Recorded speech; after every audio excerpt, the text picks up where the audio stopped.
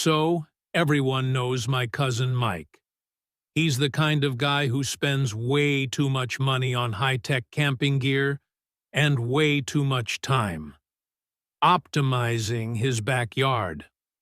Last Friday, Mike and his gym buddies were in the garage, mid-workout, when they see this guy in a fake delivery vest casually walking up the driveway.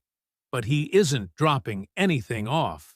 Instead, he grabs Mike's brand-new $600 smoker and starts wheeling it toward a beat-up van. Now, these guys are pumped on pre-workout and heavy metal. They didn't call the cops. They just deployed.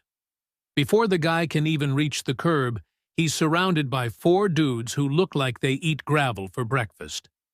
The thief drops the smoker, starts apologizing, and tries to bolt, but he trips over a garden hose. That's when Mike gets a brilliant idea. Instead of a bag or a rope, Mike grabs a massive, heavy-duty trampoline safety net from the yard. They didn't just catch him, they contained him. They rolled this guy up in 20 feet of black mesh netting until he looked like a giant, angry, human-sized ham. Then, just to be extra, they used about 50 colorful zip ties to secure the ends.